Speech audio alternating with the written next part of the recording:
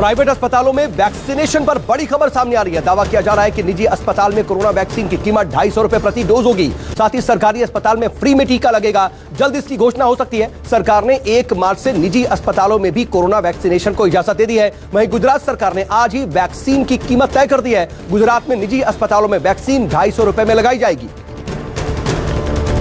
तमिलनाडु में वकीलों के सवाल पर कांग्रेस नेता राहुल गांधी ने बड़ा बयान दिया है। राहुल ने कहा, न्यायपालिका एक पार्टी को सपोर्ट कर रही है। राहुल बोले, सरकार मुझे भी नुकसान पहुंचा सकती थी, लेकिन मैं पूरी तरह से क्लीन हूं, इसीलिए सरकार मेरा कुछ भी नहीं बिगाड़ सकती। राहुल ने आरोप लगाते हुए कहा कि संसद में विपक्ष को बोलने नहीं दिया जाता। राहुल गांधी ने यह भी कहा कि मोदी सरकार संवैधानिक संस्थाओं को बर्बाद कर रही है। इसके चलते लोगों को संसद और न्यायपालिका पर भरोसा नहीं रहा। राहुल ने रिटायर जजों के पद देने पर भी बड़ा बयान दिया। कहा कि जजों को रिटायरमेंट के तुरंत बाद पद नहीं मिलना चाहिए। रिटायरमेंट के बाद कुछ वर्षों का कूलिंग पीरियड होना चाहिए।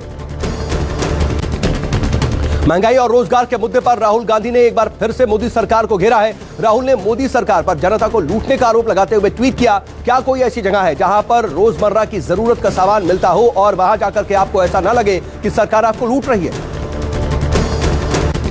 जम्मू में आज गुलाम नबी आजाद की अध्यक्षता में कांग्रेस के नाराज नेताओं की एक बैठक हुई। गांधी ग्लोबल फैमिली की बैठक में कांग्रेस के तमाम नेता जमा हुए। इस शांति सम्मेलन में आनंद शर्मा, कपिल सिब्बल, भूपेंद्र सिंह हुड्डा, मनीष तिवारी, राज बब्बर समेत कांग्रेस के G23 नेता शामिल हुए। कांग्रेस नेता कपिल सिब्बल ने कमजोर होती दिख रही कांग्रेस पार्टी को मजबूत करने की बात कही। साथ ही उन्होंने सवाल भी उठाया कि कांग्रेस पार्टी गुलाम नबी आजाद के अनुभव का इस्तेमाल क्यों नहीं कर रही है। इधर G23 की बैठक पर अभिषेक मनु सिंघवी ने तंज कसते हुए कहा, चुनावी राज्यों में संघर्ष करते तो ज्यादा बेहतर होता। बंगाल में विधानसभा चुनाव की तारीखों का ऐलान होते ही टीएमसी और बीजेपी में पोस्टर वॉर छिड़ गई है।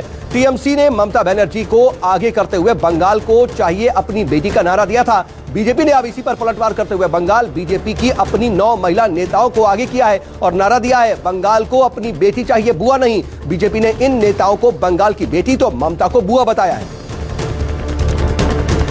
केंद्रीय मंत्री गिरिराज सिंह का बंगाल की सीएम ममता बनर्जी पर बड़ा हमला उन्होंने बोला है और बयान सामने आया है। दीदी किम जोंग की तरह व्यवहार कर रही हैं। गिरिराज सिंह बोले, इस बार चुनाव बम से धमकाकर हिंसा करके नहीं होगा। इस बार बीजेपी की लहर है, हिंसा को बंगाल में कोई जगह नहीं मिलेगी। मुकेश अंबानी के घर एंटीलिया के बाहर मिली संदिग्ध कार मामले में जांच तेज हो गई है। क्राइम ब्रांच को स्कॉर्पियो के ड्राइवर की फुटेज मिली है। मुंबई क्राइम ब्रांच को मुलुंड टोल प्लाजा का सीसीटीवी फुटेज मिला है। रात 3:05 पर सफेद Innova car Mulund toll cross करते ठाणे शहर में एंट्री करते हुए दिखाई दे रही है। कहा जा रहा है कि इनोवा गाड़ी में स्कॉर्पियो का ड्राइवर भी पीछे की सीट पर बैठा है, जिसने खुद को छिपाया हुआ है। मुंबई पुलिस जल्द ही बड़ा खुलासा कर सकती है। संत रविदास की 644वीं जयंती पर वाराणसी में नेताओं के पहुंचने की होड़ मची दिखाई दी। कांग्रेस महासचिव प्रियंका गांधी ने वाराणसी पहुंचकर के संत रविदास मंदिर में पूजा की और संत को नमन किया। प्रियंका ने संत रविदास की प्रतिमा के सामने मत्था टेका और आशीर्वाद मांगा। अखिलेश यादव समेत और भी कई नेता संत रविदास को नमन करने के लिए वाराणसी पहुंचे। कोरोना पर एक बार फिर से देश भर में अलर्ट जारी किया गया है। केंद्रीय गृह सचिव ने राज्यों को चिट्ठी लिखी है, जिसमें सावधानी और सख्ती निगरानी बरतने की भी जरूरत के निर्देश दिए गए हैं। कोरोना गाइडलाइंस को भी 31 मार्च तक बढ़ाने के निर्देश दिए गए हैं। देश में कोरोना के बढ़ते मामलों पर सरकार की पैनी नजर है। महाराष्ट्र केरल से विमान के जरिए यूपी आने वाले यात्रियों को कोरोना टेस्ट कराना होगा। महाराष्ट्र केरल में बढ़े संक्रमण को लेकर के यूपी में आदेश जारी कर दिया गया है। यूपी के एयरपोर्ट्स पर यात्रियों का एंटीजन टेस्ट किया जाएगा। जो लोग पॉजिटिव पाए जाएंगे उन्हें होम आइसोलेशन में रखा जाएगा। रेल और बस मार्गों से महाराष्ट्र केरल से आने वाले लोगों की निगरानी की जाएगी।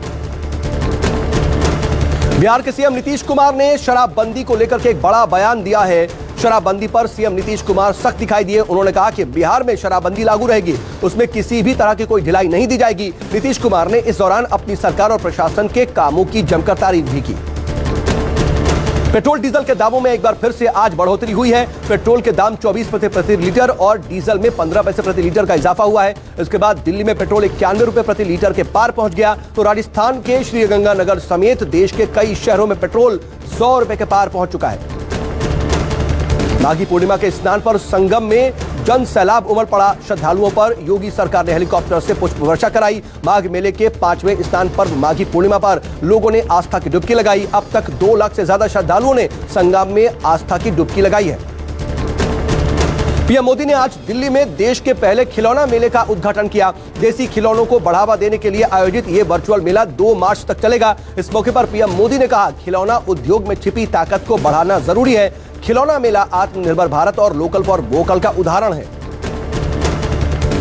गुजरात के सूरत में एक पत्नी ने अपने शराबी पति को खतरनाक सजा दी। पत्नी ने भाई के साथ मिलकर के पति को टेम्पो के पीछे बांधकर दूर तक घसीटा।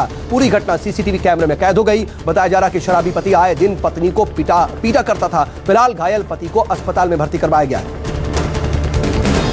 दक्षिण दिल्ली के कालका जी में सनसनीखेज वारदात सामने आई है। बहन से छेड़छाड़ का विरोध करने पर एक नाबालिग भाई को चाकू मार करके घायल कर दिया गया। एम्स के ट्रॉमा सेंटर में घायल युवक का इलाज चल रहा है, तो आरोपियों की तलाश जारी है। उधर दिल्ली महिला आयोग ने इस पूरे मामले में पुलिस को नोटिस जारी किया है।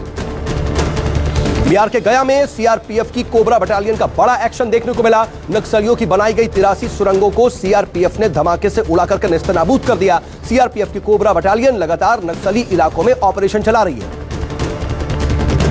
और दिल्ली के प्रतापनगर इलाके में आग से बड़ा हादसा हुआ। बच्चों के खिलौने और बैग बनाने वाली फैक्ट्री में आग में फंस करके एक मजदूर की दर्दनाक मौत हो गई। जिस वक्त फैक्ट्री में आग लगी उस वक्त करीब 40 मजदूर फैक्ट्री के अंदर काम कर रहे थे। सभी मजदूरों से भाग करके उन्होंने जान बचाई। कड़ी मशक्कत के बाद आग पर काबू पाया गया।